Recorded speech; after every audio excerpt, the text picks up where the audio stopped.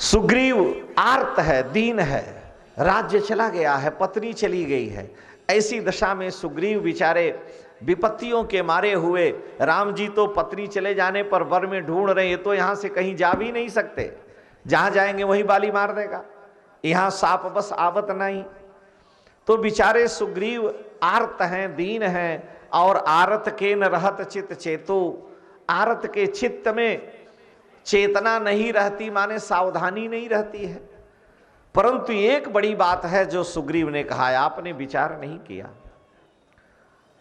राम जी से मित्रता अग्नि को साक्षी देकर के इसलिए कराई गई कि सुग्रीव ने जो बात कही है वो महत्वपूर्ण है कि गगन पंथ देखी मैं जाता, पर बस परे बहुत बिल पाता, राम राम हा राम पुकारे, हम ही देख दीन्हे पटडारी। हम लोगों के यहाँ वैष्णवों में जब किसी को शिष्य बनाया जाता है तो उसके सिर पर कपड़ा रख करके कान में मंत्र दिया जाता है, सबको सुना करके नहीं, आच्छादित करके। आकाश सर्वव्यापक है तो कान में मंत्र देने का विधान है, श्रवण परंपरा से। माइक में सबको सुना दिया पोथी खोल के कि कोई चेला है इधर उधर न चला जाए, एक ही साथ। आजकल ऐसा चलता है कि माइक में बोल दिए जितने लोग हैं सब हमारे चेले बन जाएं। भाई गुरुजी बड़े प्रभावशाली हैं, रोज टीवी में फोटो आता है, तो चेला ने सोचा इन गुरु के शरण में जाएंगे तो हम वैकुंठ पहुंच जाएंगे। गुरुजी सोचे कि 1000 लोग एक साथ चेला बनेंगे, 1-1 रुपया चढ़ाएंगे तो 1000 मिल जाएगा, चाहे तुम नरक में जाओ चाहे स्वर्ग में, हमसे क्या लेना है। तो एक ही साथ माइक में बोल दिए, सब लोगों ने अपना मंत्र लिख लिया, न किसी को जप से मतलब है न किसी को तप से मतलब है। गली गली में गुरु फिरे, पहले चेला लोग गुरु को ढूंढते थे, अब गुरुए चेला ढूंढ रहे हैं। गली गली में गुरु फिरे, हमसे दीक्षा ले, तुम स्वर्ग जाओ या नरक में हमें दक्षिणा दे, चाहे तुम स्वर्ग में जाओ चाहे नरक में जाओ, हमको दक्षिणा दो। ऐसी दशा में कल्याण कैसे होगा। शास्त्र की परंपरा है कि जीव परीक्ष लोकान कर्मचितान, वेद भगवान कह रहे हैं, परीक्ष लोकान कर्मचितान ब्राह्मणो निर्वेद मायात नास्त्यकृतः कृतेन शमित पाणि श्रोतियम ब्रह्मनिष्ठम गुरुम समभिगच्छेत। इस तरह से शिष्य बनने की परंपरा है कि संसार से जब वैराग्य हो, मुझे मानव शरीर मिला है, हाथ में पत्र पुष्प कुश लेकर के श्रद्धा पूर्वक श्रोतिर्य ब्रह्मनिष्ठ विरक्त गुरु की शरण में जाए और शरण में जा करके भगवान की शरणागति के लिए जिज्ञासा करे। गुरुम श्रोत्रियम ब्रह्मनिष्ठम समभिगच्छे, और तब गुरुदेव उसके सिर पर वस्त्र रख करके मंत्र का दान करते हैं। उसके लिए भी कम से कम साल भर 2 साल शिष्य की परीक्षा ले। अब वो परीक्षा लेंगे तो सोचेंगे कि कहीं दूसरे के न चेला बन जाए, आओ तुम जल्दी से चेला बनो, कहीं भटको नहीं इधर उधर। यद्यपि हमारे यहाँ कहा गया है गुरु करो जानकर, पानी पियो छान कर, लेकिन ये उल्टा है। हमारे यहाँ जो मुख्य बात है वो है कि गुरु करो छान कर, पानी पियो जानकर। हम लोग उलट दिए, गुरु करो छान कर और पानी पियो। तुम ढूंढ लो गुरुजी कैसे हैं क्या हैं, उनके बारे में जान लो, और उसके बाद चेला बन गए और फिर गुरुजी में दोष देखे तो सीधे नरक में जाओगे। इसलिए गुरु छान करके ढूंढ करके करो, और पानी जान करके पियो कि ये पोखरे का पानी है कि तालाब का है कि आरओ का है, किसके घर का पानी है। लोग व्यवहार में कहते हैं कि इसका पानी नहीं चलता, हम नहीं पिएंगे, इसके घर का पानी भी पीने लायक नहीं है। तो पानी छान करके नहीं, पानी जान के पिया जाता है, और गुरु छान के खोज करके करना चाहिए। गुरु करो छान कर और पानी पियो, पानी समझ के पीजिए। ऐसा थोड़े ही है कि जिसका देखे उसका पानी पी लेगा, कोई विचार किया जाता है। तो सुग्रीव जी सूर्य नारायण के अंश से हैं। हनुमान जी ने विचार किया कि गुरु जी ने हमसे कहा था, सूर्य नारायण ने, कि सुग्रीव जी की राम जी से मित्रता करा देना, राम जी की शरण में डाल देना, उसका उद्धार हो जाए। अब मैंने शरणागति तो करा दी, सुग्रीव राम जी की शरण में हो गए, लेकिन आचार्य लक्ष्मण जी से मैंने अनुमति नहीं ली। लक्ष्मण जी जीवाचार्य हैं और ये नाराज हो रहे हैं, कह रहे हैं कि आपने कैसे सुग्रीव से मित्रता कराई, जो भगवती सीता आकाश में राक्षस के द्वारा हरी जा रही थी, इसने देखा भी कोई प्रयास नहीं किया, एक अबला की इज्जत के लिए, रक्षा के लिए कुछ नहीं किया। लेकिन हनुमान जी ने तुरंत तर्क दिया, ये हनुमान जी ज्ञानी नाम अगर गणियम है लक्ष्मण जी महाराज, आप सुग्रीव की बात का विचार करिए। सुग्रीव ने कहा है कि राम राम हा राम पुकारी, हम ही देख दीन है पटडारी। जानकी जी ने आकाश से सुग्रीव को देखते ही वस्त्र गिरा दिया। चौपाई में आगे पीछे अर्थ लगा लिया जाता है, भाई यहां हरि निश्चर वैदेही, तो यहां माने यहां, हरि माने बानर, तो आगे पीछे अर्थ लगाया जाएगा। तो चौपाई को सीधा करके हनुमान जी बता रहे हैं कि राम राम हा राम पुकारी, हम ही देख दीन है पटडारी। सुग्रीव कह रहे हैं कि हमको देख करके उन्होंने वस्त्र गिरा दिया और राम राम पुकारी। तो जानकी जी ने सुग्रीव जी को आकाश मार्ग से देखा, ये 5 बानर बैठे हैं, विपत्तियों के मारे हैं। तो सुग्रीव ने आपसे कहा राम जी से कि हम ही देख दीन है पटडारी, हमको जानकी जी ने देखा और वस्त्र गिरा दिया। वो वस्त्र आकर के सुग्रीव जी के सिर पर पड़ गया और जानकी जी ने ऊपर से ही हम ही देख दीन है पटडारी और राम राम हा राम पुकारी और राम राम सुना करके मंत्र दे दिया, सुग्रीव को चेला बना लिया। तब राम जी कैसे उनको नहीं चेला बनाएंगे? राम जी कैसे सुग्रीव का त्याग करेंगे जब जानकी जी ने पहले ही वस्त्र गिरा करके सुग्रीव को राम राम सुना दिया है? तो जब मां की कृपा हो गई तो प्रभु उस सुग्रीव का त्याग नहीं कर सकते, इसलिए मैंने मित्रता कराई है। दूसरी बात यह है, तुलसीदास जी ने लिखा है कि भगवान कहते हैं निर्मल मन जन सो मोहि पावा, मोहि कपट छल छिद्र न भावा। तो निर्मल मन होगा कैसे? कोई गाजर मूली थोड़ा है कि सब्जी बना के खा लिया पच जाएगा। मन को निर्मल करने में कई जन्म लग जाएंगे, इतना सरल नहीं है कि मन निर्मल हो जाए। लोगों ने कहा है, कबीर साहब के लिए आया, कबीर कहते हैं कि मन ऐसा निर्मल भया ज्यों गंगा को नीर, मन ऐसा निर्मल भया, नीर माने पानी, मन ऐसा निर्मल भया ज्यों गंगा को नीर, तब पीछे पीछे हरि फिरे कहत कबीर कबीर। जब मन निर्मल हो जाएगा तो भगवान पीछे पीछे घूमेंगे। मन चंगा तो कठौती में गंगा, अगर मन निर्मल है तो कठौते में गंगा है। काशी नरेश के पत्नी रानी का कान का एक कुंडल खो गया, गंगा जी में स्नान करते, रानी अन्न जल छोड़ दी, पता लगाना जाना, पूरा जाल मारा गया, नहीं मिला। लोगों ने कहा कि एक हरिजन जाति का सिद्ध संत है, जगत गुरु रामानंदाचार्य का शिष्य है और काशी में रहता है, उसका नाम रविदास रैदास है, उसका बड़ा चमत्कार है, चलिए।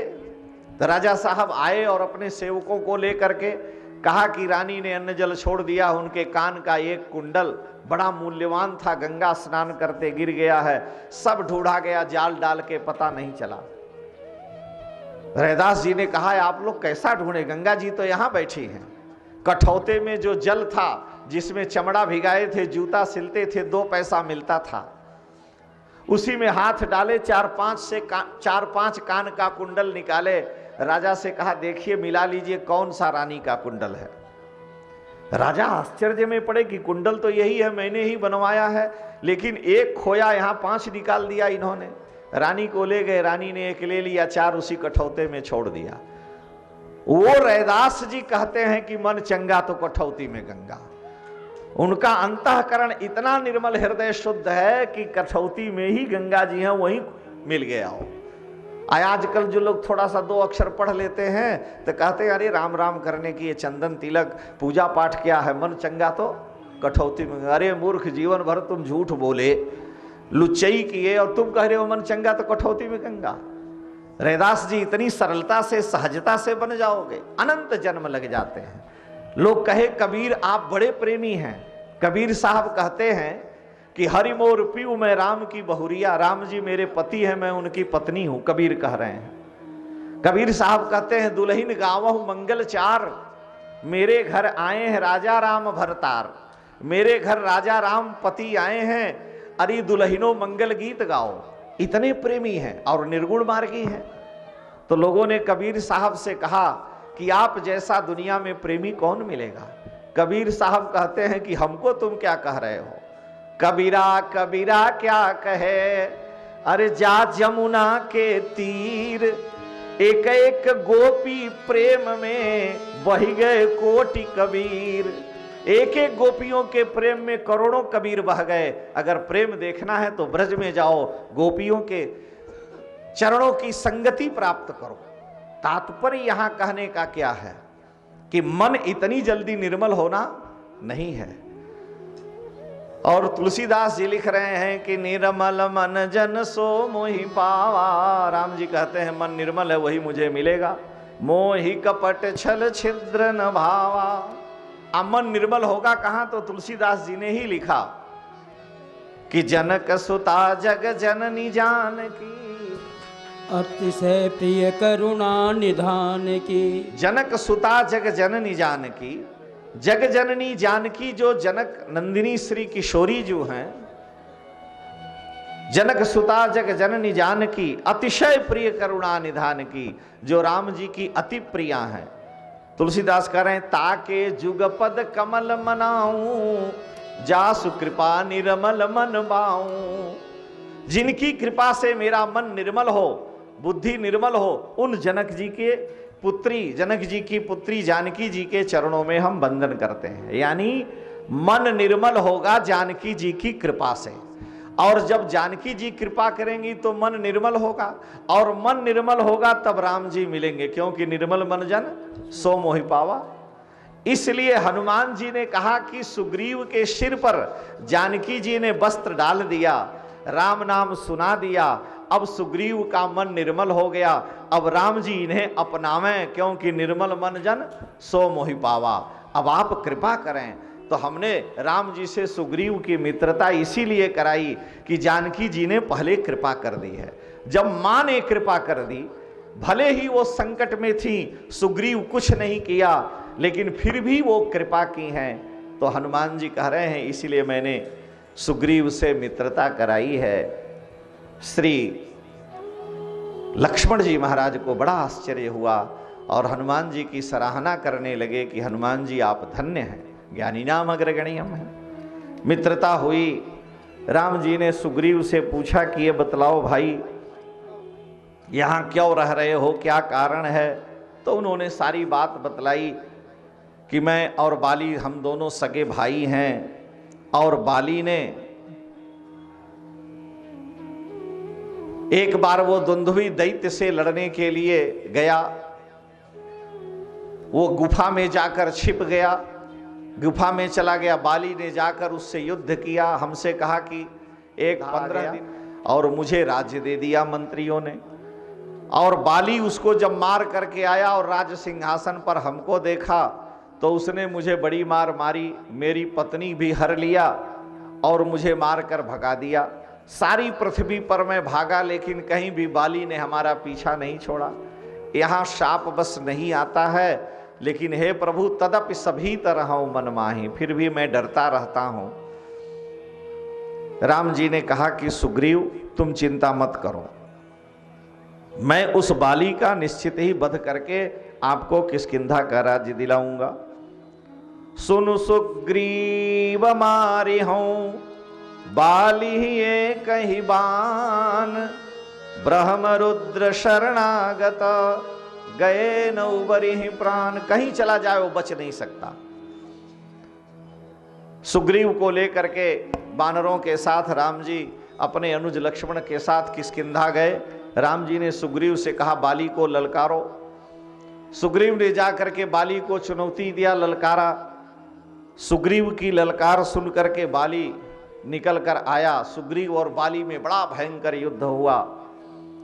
बाली ने मार करके सुग्रीव की नस नस ढीली कर दी। अंत में सुग्रीव लगा कि मर जाएंगे, तो बड़े वेग से भागा वहां से।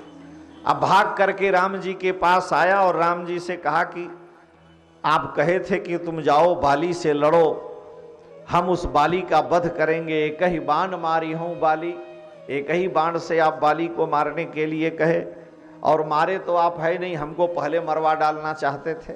मैं तो किसी तरह से प्राण बचा करके भाग करके आया, आपको नहीं बाली को मारना था तो हमको पहले ही बतला देते। आप इस तरह से मेरी दुर्दशा कराए, ये ठीक नहीं है। भगवान ने कहा कि सुग्रीव देखो, तुम्हारा और बाली का एक ही जैसे रूप है, तुम दोनों भाई एक जैसे हो। एक रूप तुम भ्राता दो, ते ही भ्रमते नहीं बारे। और दूसरी बात यह है, दोनों का आकार प्रकार एक है। तुम मेरे शरण में हो और अपने शरण में आए पर कहीं शस्त्र न लग जाए। लक्ष्मण जी को राम जी ने बुलाया और एक गजपुष्पी का पुष्प माला बना करके लक्ष्मण जी ले आए, सुग्रीव के गले में पहना दिया और राम जी ने कहा कि जाओ। से बड़ा भयंकर युद्ध किए।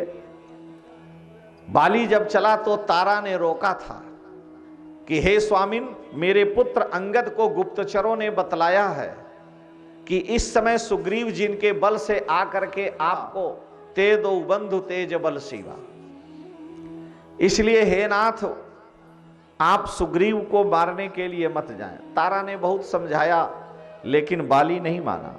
बाली ने कहा कि देखो, यदि वे परमात्मा हैं, यदि वे समर्थ प्रभु हैं, तो वो समान दृष्टि रखेंगे, उनकी दृष्टि में कोई भेद नहीं है। तो जैसे बाली उनकी दृष्टि में, वैसे ही सुग्रीव। भगवान तो समदर्शी हैं। कह बाली सुनु भीरु प्रिय समदर्शी रघुनाथ, जो कदाचि मोहि मारे हैं तो पुण्य हो सनाथ। और अगर वो ईश्वर है, हमें मार देंगे तो भी मेरा उद्धार हो जाएगा। बाली ने सुग्रीव से भयंकर युद्ध किया। राम जी ने धनुष पर बाण का अनुसंधान करके को बड़े कटु वचन कहे। हृदय प्रीति मुख वचन कठोरा, बोला चितई सुन सठ कन्या, समय चारी इन ये को दृष्टि लोकई जोई, ताई बधे कछु पाप न होई। राम जी जब बाली के सम्मुख पहुंचे तो बाली ने कहा कि हे रघुनंदन, हे श्री राम, आपने मेरा वध क्यों किया? आपने मुझे क्यों मारा? हमारी तो आपसे कोई शत्रुता थी नहीं, मैं तो सुग्रीव से लड़ रहा था। आपको पता है, अगर मैं सुग्रीव को मारना चाहता तो कभी मार दिया होता, वो मर गया होता। मैं सुग्रीव को मारना चाहता ही नहीं था, मैं तो सुग्रीव को मार पीट करके भगा देना चाहता था। लेकिन फिर भी आपने, आपका वचन है कि जब जब होई धर्म के हानि, बाड़ई असुर अधम अभिमानी। आप धर्म हेतु अवतरे वो गोसाई, धर्म के लिए अवतार लिए हो, और हम वानर जाति के हैं, हम आपसे लड़ नहीं रहे थे, हमारी से आपकी कोई शत्रुता नहीं थी, और आपने मेरे ऊपर बाण का प्रहार करके मुझे मार दिया। यही आपका धर्म है। क्षत्रिय शिकार खेलते हैं, लेकिन उनको 5 ही जीवों के शिकार का विधान है, खाने के लिए 5 ही जीवों का विधान है। पंच पंच नखा भक्ष्या, उसमें भी बानर का शिकार वर्जित है, और आपने हमें बाण से मारा है। यह आपका स्वरूप धर्म के लिए अवतार हुआ है, और आप ऐसा काम करते हैं। राम जी ने कहा कि देखो, तुम जो कह रहे हो कि मैंने क्यों मारा, अवगुण कवन नाथ मोहि मारा, तो सुनो। अनुज बधु भगिनी सुतनारी, 69 कन्या समय चारी। अपनी पुत्री, अपने भाई की पत्नी, अपनी बहन ये चारों यानी अपनी पुत्री, भाई की पत्नी,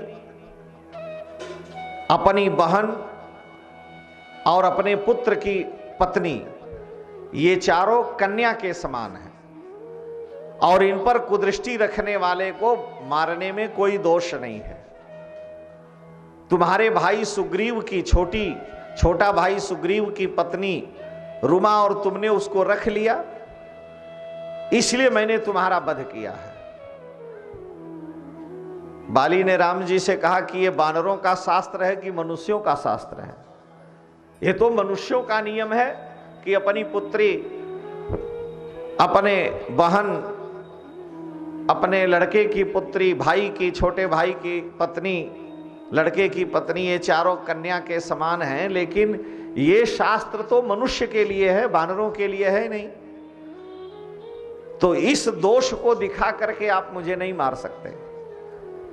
राम जी ने कहा, ये बतलाओ, तुम चारों समुद्र में जाकर के संध्या करते हो, गायत्री का जप करते हो, सूर्य की आराधना करते हो, कहीं बानर संध्या करता है? बानर कहां जाकर के संध्या पूजन करता है?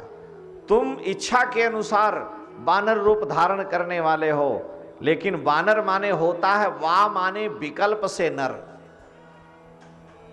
धर्म की मर्यादा का पालन करने वाले बानर तो मनुष्य रूप में हो, केवल मुख तुम्हारा बानर जैसे है। और सारे बानर के गुणधर्म होने पर भी तुम अपने को पशु नहीं कह सकते हो। और बानर संध्या नहीं करता, इसलिए मैंने तुम्हें मारा है। इन पर तुम्हें दोष लगता है क्योंकि अपने भाई की पत्नी को तुमने रखा है। बाली ने कहा कि प्रभु ठीक है, आपने मुझे इसलिए मारा कि मैंने भाई की पत्नी रख ली। भाई की पत्नी को मैंने सुरक्षित रखा है, कोई दोष तो हमारा आया नहीं, फिर आपने हमें क्यों मारा? वाल्मीकि रामायण में बड़े विस्तार से राम जी से बाली ने चर्चा की है, लेकिन राम जी ने अंतिम उत्तर दे दिया। हम समय के अभाव में जल्दी आगे बढ़ेंगे। राम जी ने एक बात कह दी कि हे बाली, मैंने तुमको इसलिए मारा कि तुम्हारी पत्नी तारा ने तुम्हें रोका कि सुनुपति जी नहीं मिले उस सुग्रीवा, ते दो बंधु ते जुबल सीवा। जो सुग्रीव जिनकी शरण में है, सुग्रीव ने जिनसे मित्रता की है, वो साक्षात नारायण परमात्मा हैं।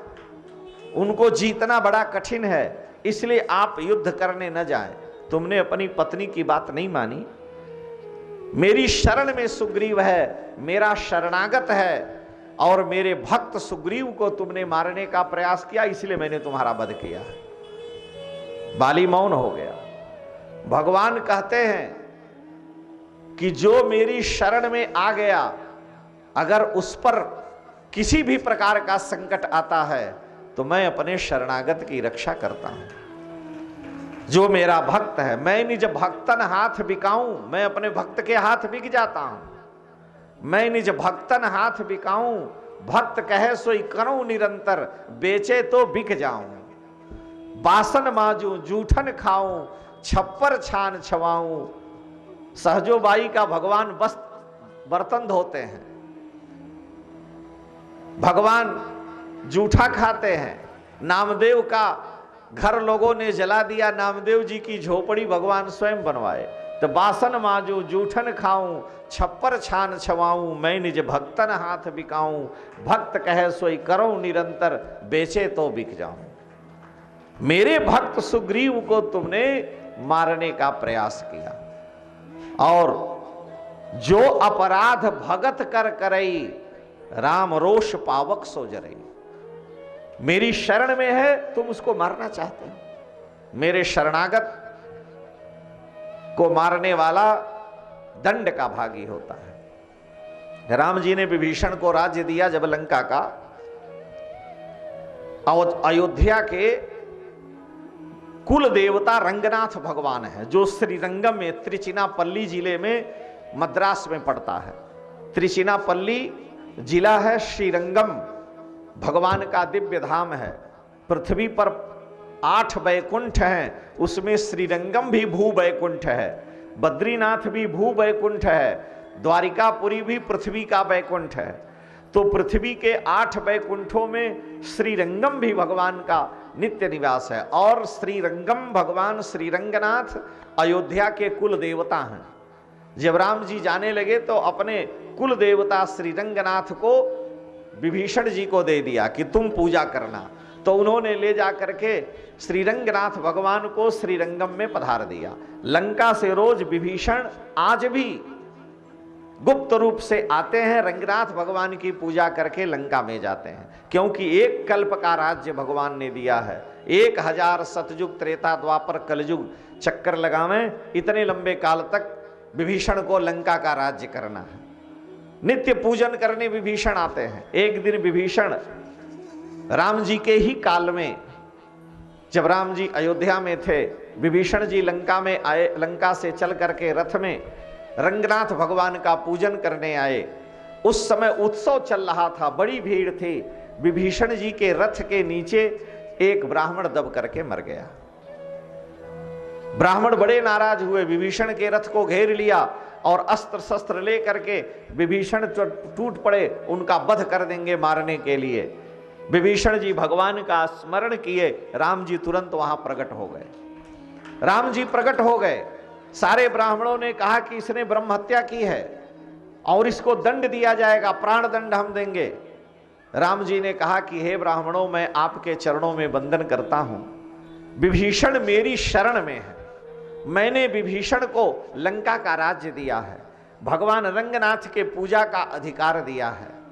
अगर विभीषण से कोई दोष बन गया है, इन्होंने कोई त्रुटि कर दी है, किसी ब्राह्मण अनजान में अगर ब्राह्मण इनके रथ के नीचे आ गया, मर गया, तो विभीषण के पाप का दंड मुझे दिया जाए, क्योंकि विभीषण मेरी शरण में है। ब्राह्मणों के आगे राम जी सिर झुका लिए कि आप मेरा वध करें, मुझे दंड दें, लेकिन मेरे विभीषण को दंड न दें, क्योंकि ये मेरी शरण में है।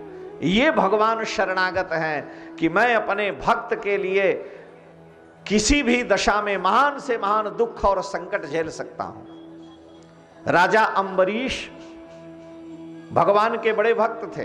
तुलसीदास जी ने लिखा है विनय जी में, अम्बरीश राजा आए और नर्मदा जी में भगवान की पूजा कर रहे थे। सूर्य नारायण को अर्घ्य दिए। तो एक बार जब अर्घ्य दिए, नर्मदा का जल उठा करके, तो एक नर्मदेश्वर आ गए। उन्होंने उठा के फिर छोड़ दिया नर्मदा जी में। दोबारा उठाए राजा अम्बरीश अर्घ्य देने, दोबारा नर्मदेश्वर हाथ में आ गए, फिर छोड़ दिया। राजा अम्बरीश 10 बार सोचे कि हम तो भगवान विष्णु नारायण के भक्त हैं, हमारे हाथ में शिवलिंग क्यों आ जा रहा है। तो बार बार नदी में 10 बार अम्बरीश राजा सूर्य नारायण को अर्घ्य दिए। 10 बार उनके हाथ में नर्मदेश्वर आ जाते, राजा अम्बरीश नदी में छोड़ देते। शंकर जी प्रकट हो गए और शाप दिया कि अम्बरीश तू भगवान का भक्त है, अनन्य शरणागत है, लेकिन तू भगवान सूर्य को अर्घ्य दे रहा था, मैं तेरे हाथ में आया कि मेरी भी पूजा कर। तुमने मेरी पूजा न करके मुझे बार बार नदी में छोड़ दिया है 10 बार, इसलिए मैं शाप देता हूं कि भगवान की पूजा भक्ति करने के बाद भी, भगवान की कृपा मिलने के बाद भी तुझे 10 बार पृथ्वी पर जन्म लेना पड़ेगा। उसी समय भगवान प्रकट हो गए और रघुनाथ जी ने कहा कि हे प्रभु भोले बाबा, आपने मेरे भक्त को शाप दिया है, मेरा भक्त मेरा अनन्य है। अनुसुईया जी ने उपदेश देते हुए जानकी जी को कहा कि उत्तम पतिव्रता वही है जो अपने पति के अलावा संसार में दूसरा कोई पुरुष जानती ही नहीं। उत्तम के यस बस मन माही, सपने आन पुरुष जग नाही। और उससे 1 डिग्री डाउन दूसरे नंबर की पतिव्रता वह है जो अपने पति के अतिरिक्त संसार के पुरुषों को, किसी को पिता, किसी को पुत्र, किसी को भाई देखती है। तो भगवान का प्रेमी भक्त वह है जो अपने प्रभु के अलावा दूसरे किसी की शरण में न जाए।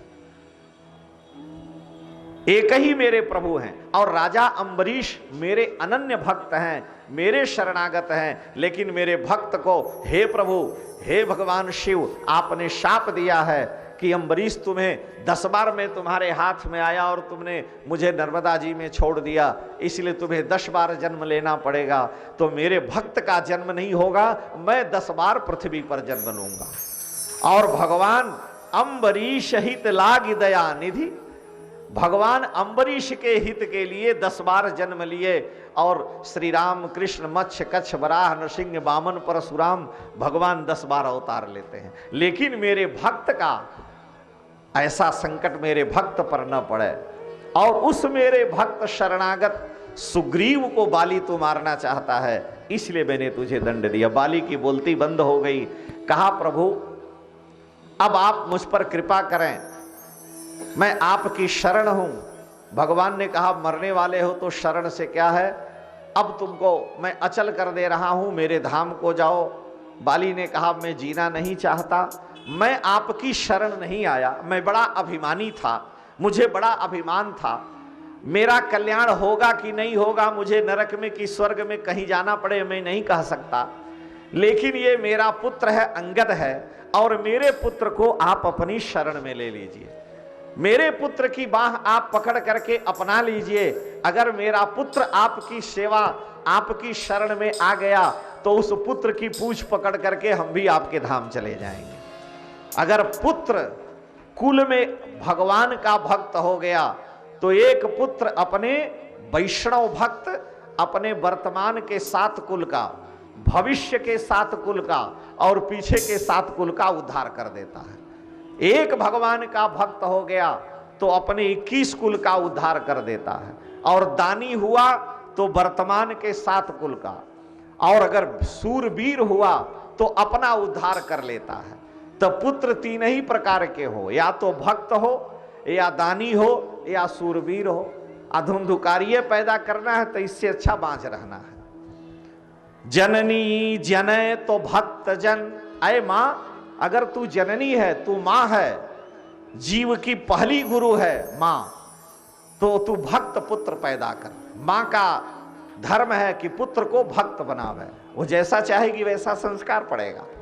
जननी जनय तो भक्त जन, अगर भक्त नहीं हुआ तो दानी या शूरवीर हो। जननी जनय तो भक्त जन, कै दाता या शूर, अनाही तो तू बाझ रह, क्यों खोवे निज नूर। अगर भक्त भी पुत्र नहीं हुआ, दानी भी नहीं हुआ, शूरवीर भी नहीं हुआ, तो ना ही तो तू बाझ रह, उससे अच्छा बाझ ही रहना है। धुंधुकारियों से तो नरक में जाना पड़ेगा। तो भक्त पुत्र हो गया, तो मेरा पुत्र अगर अंगद आपकी शरण में हो गया, भक्त हो गया, तो 21 कुल को तार देगा तो मैं भी तर जाऊंगा। इसलिए हे प्रभु, यह तनय मम सम विनय बल कल्याण प्रद प्रभु लीजिए। यह तनय मम सम विनय बल कल्याण प्रद प्रभु लीजिए। गही बाह सुर नर नाह, आपन दास अंगद कीजिए। गही बाह सुर नर नाह, आपन दास अंगद कीजिए। दास अंगद कीजिए। बाली ने कहा कि हे प्रभु, यह तनय ममसम विनय बल, मेरे समान बलवान विनयी है।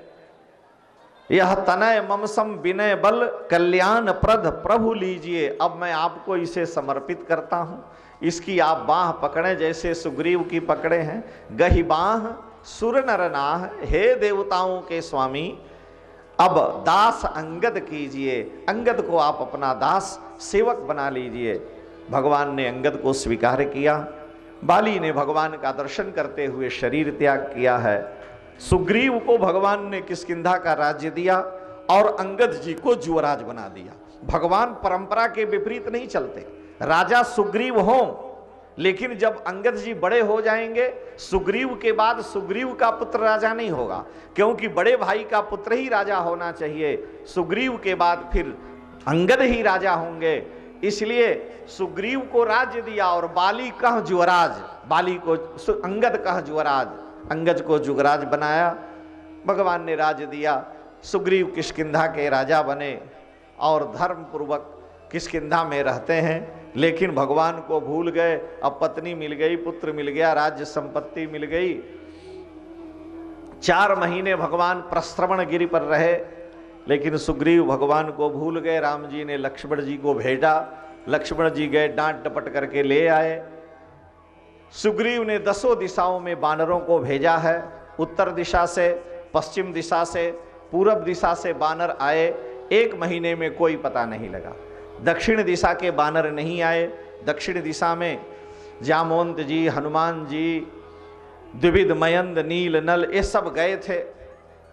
स्वयं प्रभा की गुफा से होकर ये लोग गए, भूख प्यास से परेशान थे। स्वयं प्रभा ने बतलाया, चिंता मत करो, भगवान के काम के लिए निकले हो तो सफलता मिलेगी। उसने आंख बंद करा के इनको गुफा से बाहर किया। समुद्र के किनारे सभी बानर पहुंच गए। अब सभी बानर समुद्र के किनारे हैं, विचार कर रहे हैं कि यहाँ से कहाँ जाएं। 1 महीना सुग्रीव ने समय दिया था। सुग्रीव बड़े कठोर हैं, अगर हम जानकी जी का पता लगाकर नहीं आए तो मारे जाएंगे। तो सुग्रीव के हाथों जाके मरने की अपेक्षा यहीं समुद्र के तट पर अन्न जल छोड़ के हम लोग मर जाएं। 1 महीने का समय बीत गया। सुग्रीव जी के साथ राम जी प्रश्रवण पर्वत पर बैठे हुए हैं। बानरों को सुग्रीव ने भेजा है, दक्षिण दिशा के बानर नहीं आए हैं। बानर लोग अनशन पर बैठ गए कि हम अन्न जल त्याग दे रहे हैं, क्योंकि हम भगवती सीता का समाचार नहीं पाए, इसलिए हम सीता के सुध लीन्हे बिना नहीं जइहों सुग्रीव प्रवीणा, युवराज प्रवीणा। हम लौट करके नहीं जा सकते, क्यों कि अगर सुग्रीव के पास जाएंगे तो हम मारे जाएंगे। सारे बानर अनशन पर बैठ गए। इसी बीच में पर्वत के ऊपर एक गीध रहता था, बड़ा विशाल शरीर, उनका नाम संपाति था। उनके पंख बेचारे के जल गए थे, इसलिए वो उड़ने लायक नहीं थे। पर्वत से धीरे धीरे ऊपर को आके नीचे आना चाहते हैं और देखे कि आज भगवान ने बड़ी कृपा हमको की है, क्योंकि ये जितने बानर हैं ये सभी अनशन करके यहाँ मरते रहेंगे, अन्न जल नहीं पाएंगे, मरेंगे तो एक एक करके मरेंगे, हम एक एक कर खाते रहेंगे, हमें कहीं जाना नहीं पड़ेगा। हमको भगवान ने बड़ी कृपा की कि भोजन दे दिया। लेकिन यह सुनते ही डर पे गीध बचन सुनिकाना, अब भा मरण सत्य हम जाना। बानरों ने सोचा अब तो निश्चित है मरना है, क्योंकि अनशन करके मरेंगे और ये सब हम लोगों को खा जाएगा, संस्कार भी नहीं होगा। इसी बीच में अंगद बड़े बुद्धिमान हैं, उन्होंने कहा देखो एक ये गीध है, हम भगवान के काम के लिए यहाँ बैठे हैं अनशन करने के लिए, तो ये कह रहा हम इनको खा जाएंगे।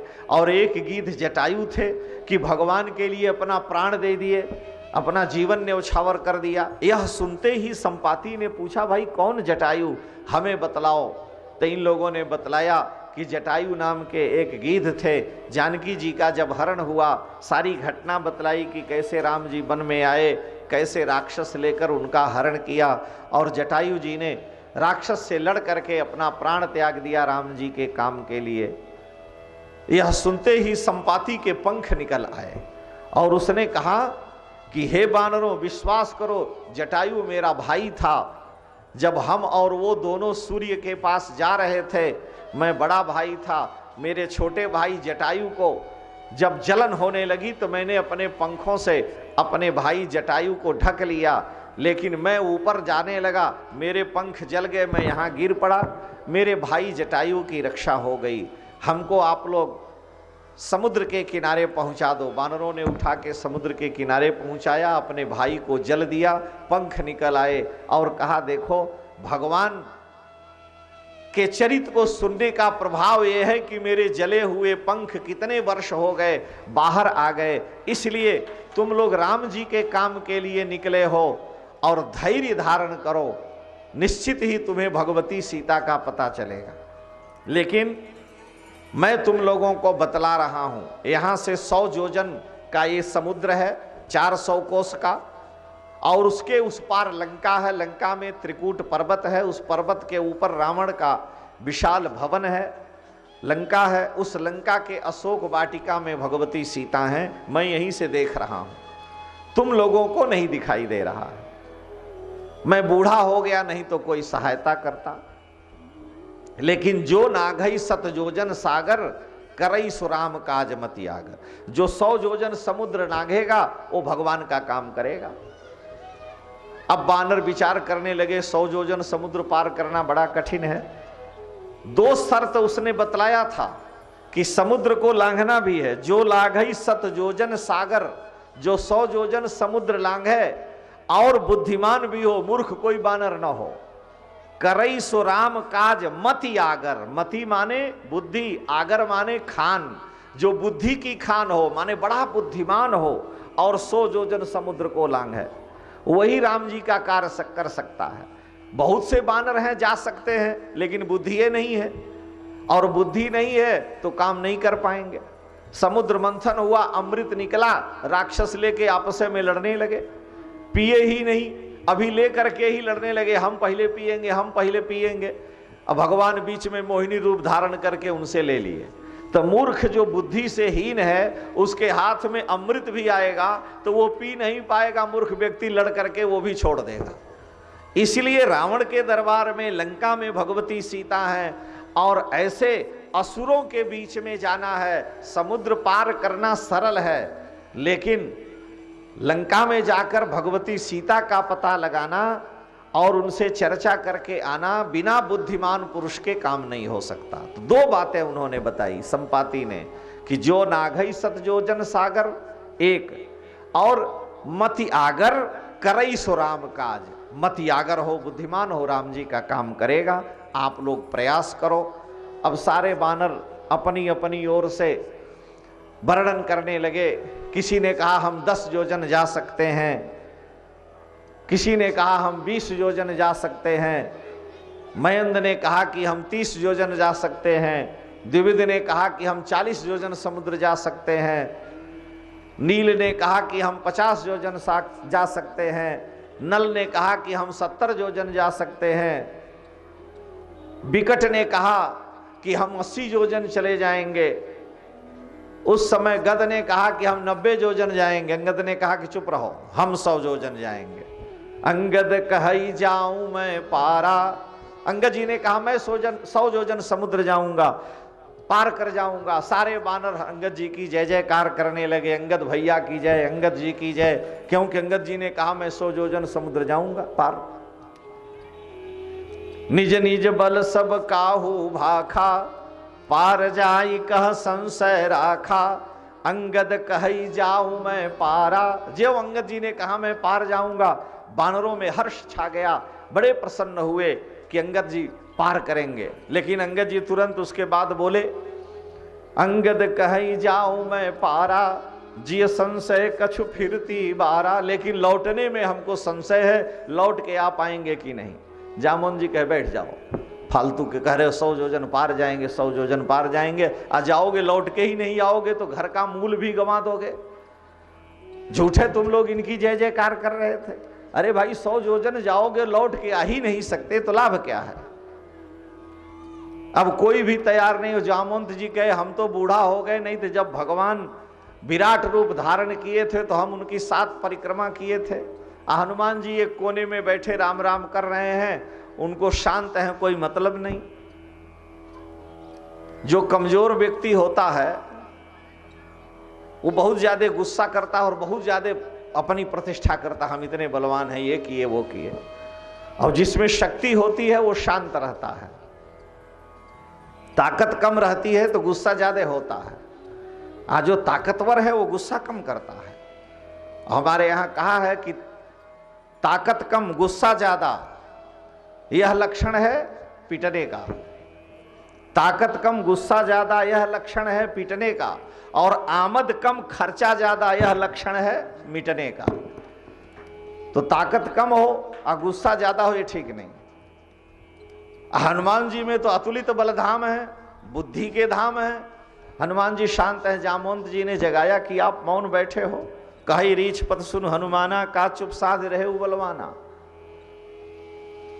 आप वायु के पुत्र हैं, उनके समान आपकी शक्ति है, बल है। हनुमान जी तुरंत उठ के खड़े हुए, पर्वताकार शरीर। हनुमान जी ने कहा आप आदेश दें, क्या करना है? भगवती सीता का पता लगा करके ही आओ। हनुमान जी ने कहा और कुछ करना हो तो बता दीजिए, रावण को पकड़ करके ले आवें, सारी लंका को समुद्र में फेंक दें, आप आदेश दें, क्या करें? जामवंत जी ने कहा कि इतना कुछ नहीं करना, इतना करे हु तात तुम जाई, सीता ही देखी कहे वो सुधिया जी। केवल भगवती सीता का पता लगा करके आओ। हनुमान जी ने कहा बस इतना ही काम है। कहे इतना ही काम है। जब आप इतना करोगे तब निज भुज बल राजीव नैना, कौतुक लागी संग कपि सेना। तब राम जी विशाल वानरी सेना लेकर जाएंगे, रावण का समूल नाश करके भगवती सीता को लाएंगे। तो आप पता लगाओ। हनुमान जी महाराज तुरंत पर्वताकार हो गए। श्री हनुमान जी महाराज की जय। कनक भूधराकार शरीरा, पर्वताकार होकर समुद्र के किनारे खड़े हुए छलांग लगाने को तैयार हैं। श्री तुलसीदास जी महाराज कहते हैं कि जामवंत जी की बात सुन करके जामवंत के वचन सुहाए, सुनि हनुमंत हृदय अति भाए। और कहा देखो तब तक तुम लोग हमारी प्रतीक्षा करना, जब तक हम लौट करके न आवें। तब लगी मोहि परिखेउ तुम भाई, सही दुख कंदमूल फल खाई। भूखे रह करके नहीं, कंदमूल फल खाना, जब तक मैं लौट करके नहीं आऊं तब तक। और ये मान के चलो कि काम होगा, मेरा मन प्रसन्न है। हनुमान जी महाराज एक विशाल पर्वत पर चढ़ गए और पर्वत पर चढ़ करके वहां से छलांग लगाना चाहे, ज्यों पैर दबाए तो पर्वत पाताल को चला गया। दूसरे पर्वत पर चढ़ गए, उस पर छलांग लगाना चाहे तो वो भी पाताल को चला जा रहा है। जयगिरी चरण देई हनुमंता, चले उसोगा पाताल तुरंता। तो छलांग कैसे लगेगी? जहां से आपको लंबी कूदनी है, वहां से ज्यों ही आप कूदना चाहते हैं तो पैर नीचे चला जाता है, तो वेग खत्म हो जाएगा। हनुमान जी ने राम जी का स्मरण किया कि हे प्रभु कैसे काम बनेगा। तो राम जी ने तुरंत हनुमान जी को संभाल लिया। तुलसीदास जी कह रहे हैं कि बार बार रघुवीर सम्हारी, तरके उपवन तनय बल भारी। राम जी ने हनुमान जी को संभाला, हनुमान जी के रोम रोम की भगवान रक्षा किए और राम जी के बाण की तरह से हनुमान जी चल पड़े। जिमि अमोघ रघुपति कर बाना, एही भांति चले हनुमाना। जैसे राम जी का बाण अमोघ है, व्यर्थ नहीं जाता, उसी तरह से हनुमान जी महाराज लंका की ओर बड़े वेग से चले। बड़े बड़े पर्वत, उनके शिखरें टूट गईं, बड़े बड़े वृक्ष उखड़ करके और 20 योजन दूर समुद्र में जाके गिर गए। इतना वेग हनुमान जी महाराज का था। वाल्मीकि में वर्णन है, भारी संख्या में पर्वत नदियों में जाकर के पर्वतों के टुकड़े हो गए और वृक्ष लता पताएं, बड़े बड़े वृक्ष सब नदी में समुद्र में जाकर गिर पड़े। बड़े वेग से हनुमान जी लंका की ओर चले। उस समय समुद्र ने विचार किया, समुद्र के अंदर में मैनाक रहते हैं कि हमें कुछ सहायता करनी चाहिए। देवताओं ने विचार किया कि सहायता से पहले इनकी परीक्षा लें, भगवान के काम के लिए जा रहे हैं और बड़े बुद्धिमान हैं, पहले बुद्धि की परीक्षा लो। भाई रावण भी तो बड़ा बुद्धिमान था। रावण ब्रह्मा जी के दरबार में पढ़ने जाता है, बाद में कहने लगा ब्रह्मा जी यहीं पर आकर के लंका में पढ़ा दीजिए, हमको फुर्सत नहीं है। शंकर जी की पूजा करने कैलाश में जाए, बाद में कहा यहीं आके पूजा करा लो। ऐसा भी चेला मिला। वेद पढ़ावन ब्रह्मा और पूजाने के लिए शिव जी आते हैं। इतना बड़ा पंडित है। लेकिन विशेषता क्या है? रावण के 10 सिर हैं। आपने नाम सुना ही है, जानते ही 10 सिर है। रावण के 10 सिर हैं, लेकिन 10 सिरों में 9 सिर तो उसके मनुष्य के हैं, 1 सिर गधे का है। 1 सिर रावण का गधे का है। तो हमारे यहां कहा कि विद्या को पाकर यदि विमल विवेक होता तो गधे का आनंद दशानन लगाता क्यों? विद्या तो पाया है, लेकिन विद्या बिनु विवेक उपजाए, श्रम फल पढ़े किए और उपाये, संग जति कुमंत्र ते राजा आदि तुलसीदास जी वर्णन करते हैं। तो विद्या है उसके पास, लेकिन 1 सिर गधे वाला है। और बालक को जब माता पिता पढ़ाने भेजते हैं तो स्कूल में बालक को देखते नहीं पढ़ता तो अध्यापक कहता है बड़ा भारी गधा है। ये डंकी है, गधा है, ये नहीं कहते हैं कि ये लड़का घोड़ा है, ये नहीं कहते हैं कि ये लड़का बैल है। लोग कहेंगे तो कहेंगे गधा है, डंकी है। अरे भाई तुम गधे क्यों कहते हो? ये कह देते कि ये डाग है, कुत्ता है, बिल्ली है। लेकिन जो भी कोई कहेगा तो कहेगा बड़ा भारी गधा है। और रावण बड़ा विवेकी है, विद्या को पाकर यदि विमल विवेक होता तो गधे का आनंद शानन लगाता। क्यों? एक सिर दस उसका गधे का है। यानी सब कुछ पढ़ने के बाद भी उसकी बुद्धि गधे से ज्यादा आगे नहीं है। अच्छा, आपने गधा देखा होगा, देखे ही होंगे सब लोग। गधा जो होता है, गधा सावन में एकदम दुबला हो जाता है, सूख के बेचारा दुबला पतला हो जाता है। आज जेठ बैसाख के महीने में गधा एकदम मोटा हो जाता है। कारण क्या है? गधा जब सावन में उसका स्वामी छोड़ देता है घास चरने के लिए, तो चरता हुआ जाता है। पीछे मुड़ मुड़ के देखता है, तो पीछे मुड़ के देखता है तो पूरा मैदान हरा हरा ही है भाई, पानी बरस रहा, हरियाली है। तो पूरा दिन भर चरते चरते थक जाता है और इस चिंता में बेचारा सूख जाता है कि सारा मैदान हरा का हरा ही रह गया, मैं चर ही नहीं पाया। लेकिन बैसाख के महीने में वही गधा जब खेत में छोड़ दिया तो बैसाख में तो कहीं हरी दूब दिखती नहीं, हरियाली रहती नहीं, तो कहीं 10 मिनट 20 मिनट चला तो एक दूब मिली, उसी को चबाया। और थोड़ी बहुत घास चबाने के बाद पीछे मुड़ के देखता है सब सफेदी, तो बड़ा प्रसन्न होता है कि इतना मैदान में चर गया। तो गधा मैदान को पीछे देखकर इतना मैदान में चर गया, प्रसन्नता से मोटा हो जाता है। और सावन भादों में एकदम दुबला हो जाता, क्योंकि मैं घास चर ही नहीं पाए, तो सब हरा ही हरा है।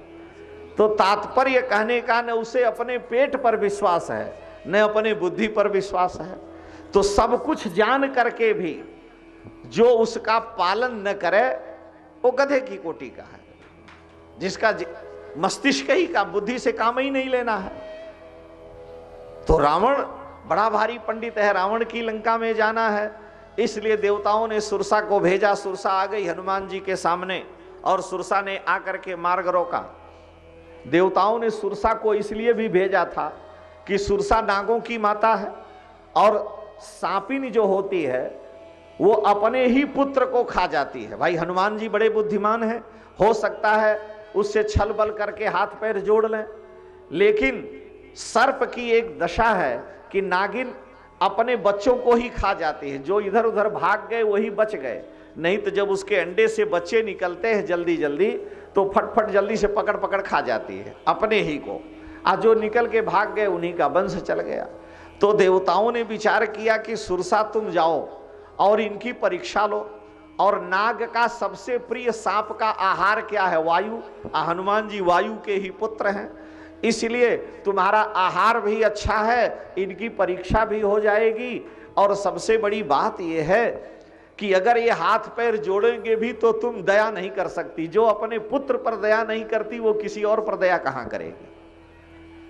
तो सुरसा नाम अहिन के माता, सर्पों की माता है, आई हनुमान जी के सामने खड़ी हो गई। हनुमान जी ने कहा कि हे देवी तुम कौन हो? कहा इससे तुमको क्या मतलब है? हनुमान जी ने कहा कि आप हमें मार्ग दे दो। उसने कहा नहीं, जो इस मार्ग से जाता है वो मेरा आहार बनता है, देवताओं ने हमें भेजा है। हनुमान जी ने कहा कि यदि आपको देवताओं ने भेजा है और जो इधर से कुछ मिलता है आप खा जाती हो, तो हम भी देवता राम जी का काम करने जा रहे हैं, काम करके राम जी का कार्य करके आएंगे, तुम हमें खा लेना। सुरसा ने कहा कि नहीं, हम जो भी मार्ग में सवेरे सवेरे किसी को आप भोजन दीजिए, मीठा दीजिए, वो कहा कि नहीं शुगर है, नहीं खाओ तो दिन भर भोजन नहीं मिलेगा। सवेरे जो भी आहार मिले पहला आहार नहीं छोड़ना चाहिए।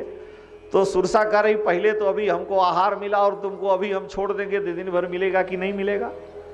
हनुमान जी ने कहा कि ठीक है। आज सुरन मोहिदीन हारा, सुनत बचन कह पवन को मारा। हनुमान जी ने कहा कि ठीक है तब तुम मुंह खोलो, जब नहीं मान रही हो। सुरसा ने मुंह खोला, 10 योजन का मुंह खोला तो हनुमान जी 20 योजन के हो गए। उसने मुंह अपना 30 योजन बना लिया तो हनुमान जी 40 योजन के हो गए। उसने 50 योजन का मुंह बनाया तो हनुमान जी 60 योजन के हो गए। जस जस सुरसा बदन बढ़ावा, तास दून कपि रूप दिखावा। हनुमान जी दूना होते चले गए। उसने इकट्ठे 100 योजन का मुंह कर लिया। तो हनुमान जी देखे कि 100 योजन का मुंह इसका हो गया है, तो तुरंत सूक्ष्म रूप धारण करके उसके मुख में घुस गए। आप मुख में, पेट में, सब जगह घूम के कान से निकल के बाहर आ गए। और हनुमान जी ने कहा कि देखो, तुम कह रही थी मैं तुम्हारे मुंह में, पेट में, सब जगह गया, कान से बाहर आ गया। भाई 100 योजन का मुंह होगा तो पेट भी उतने बड़ा, कान भी उतने बड़ा होगा। तो निकल के बाहर आ गए। सुरसा ने हनुमान जी को जान लिया कि ये ज्ञानी नाम अग्रगण्यम है, और उसने कहा महाराज हमको बुद्धि बल की परीक्षा लेने के लिए भेजा था, तो आपके बल बुद्धि की मैंने परीक्षा ले ली। बल देख लिया, इतना तेज आप बढ़े, और बुद्धि देख ली कि अभी हम सोची कि छोटा होंगे तब तक तुम मुंह से बाहर निकल गए। भाई 100 योजन का मुंह है, जब तक बंद करो तब तक हनुमान जी निकल के कान से बाहर आ गए। इसलिए मैंने मान लिया राम काज सब करे हो, तुम बल बुद्धि निधान, आशीष दे गई सो हर्षि चले हनुमान। हनुमान जी तुरंत वहां से आगे बढ़े। मैनाक पर्वत आया। मैनाक पर्वत आया, हनुमान जी को रोका। हनुमान जी से कहा कि आप हम पर विश्राम कर लें, हम पार्वती जी के भाई हैं, हिमाचल के पुत्र हैं। आपके पिता वायु ने हमें लाकर समुद्र में मेरी रक्षा की है। समुद्र को आपके पूर्वजों ने बढ़ाया है, हम समुद्र में रहते हैं, हम आपकी सहायता करेंगे। हनुमान जी ने कहा कि भगवान का काम करने के लिए व्यक्ति जब निकलता है तो दूसरा काम बीच में नहीं होता, दोनों काम एक साथ नहीं होगा। कहा कि क्या कर रहे हो? कहा जा रहे हैं पूजा करने। तो भगवान के पूजा में बैठ गए। तब तक कोई जजमान आ गया तो कहा कि महाराज 10 मिनट हमारा भी पूजा करा दिए, उसका भी पूजा कराए। तब तक कोई और आया, कहा महाराज जरा एक संकल्प करा दो। तो ये काम बेकार। भगवान के काम में लगे तो फिर दूसरा काम सब छोड़ करके, ठाकुर जी के काम में कोई समझौता नहीं। ये नहीं कि भगवान का भी काम हो रहा है, पूजा भी हो रही है, कचहरी भी हो रही है, मसहरी की चिंता सब उसी में हो रहा, ये नहीं है। तो हनुमान जी ने कहा कि मैं भगवान का काम करने जा रहा हूं, और राम जी के काम को करने के लिए तो भाई बीच में विश्राम लेना ठीक नहीं है। तो राम काज कीन्हे बिनु मोहि कहाँ विश्राम, हाथ से स्पर्श कर दिया और कहा आपका सम्मान हो गया। और हनुमान जी बड़े वेग से वहां से आगे बढ़े। एक राक्षसी समुद्र के अंदर जल में रहती थी, छायाग्राही, सिंहिका उसका नाम था। हनुमान जी आकाश मार्ग से बड़े वेग से जा रहे हैं, विशाल शरीर है, और उसने उनकी छाया को पकड़ लिया। हनुमान जी देखे कि हमारा पराक्रम, हमारा वेग रुक गया। चारों ओर दृष्टि दौड़ाए, कहीं कुछ दिखा नहीं। तो हनुमान जी ने जल में देखा तो एक छायाग्राही राक्षसी थी, राहु की माता, सुरसा, सिंहिका जिसका नाम था। हनुमान जी ने जान लिया कि इसी ने मेरे गति को रोका है। तो गहई छाह सक सो न उड़ाई, यही विधि सदा गगन चर खाई। उसको वरदान था कि आकाश में कोई जीव जाएगा तुम उसको पकड़ लोगी, वही तुम्हारा आहार होगा। तो उसने आज भूल से हनुमान जी को ही पकड़ लिया। राहु केतु की माँ है, सारे लोग राहु केतु से डरते हैं, शनि से तो सब लोग डरते ही हैं, लेकिन हनुमान जी राहु केतु शनि मंगल सबके बाप हैं। वो किसी का भी कोई भी ग्रह परेशान करे, हनुमान जी को उन्हीं की शरण पकड़ो। एक दिन शंकर जी के सामने शनि आ गया। शंकर जी से कहा महाराज हम आने वाले हैं 7:30। शंकर जी ने कहा हमारे पास भी? कहा हाँ। कब आओगे? कहा परसों आ रहे हैं। शंकर जी गायब हो गए। 7.5 साल निकल गया और मिले ही नहीं। एक दिन ब्रह्मा जी की सभा में शंकर जी बैठे थे, शनि ने देखा। शंकर जी ने कहा बेटे हमारा क्या किए, तुम हमारा कुछ नहीं बिगाड़ पाए, कहे थे हम परसों आएंगे, 7.5 साल बीत गया। शनि ने कहा महाराज हम हारे आप जीते, लेकिन ये बतलाइए कि आप 7.5 साल कहाँ रहे, हम तो खोजे मिले ही नहीं। शंकर जी ने कहा कि हम मिट्टी में जाके घुस गए, वहीं सोए रहे भूमि में। शनि ने कहा बस बस यही तो मेरा प्रभाव है कि जब मैं आता हूं तो मिट्टी में मिला देता हूं, तो आपको मैंने मिट्टी में घुसा दिया, मेरा ही प्रभाव था। शंकर जी कहे भाई ये तो बड़ा चालाक है। हनुमान जी के रूप में जब आए तो शनि कहा कि हम आपके पीछे आ रहे हैं।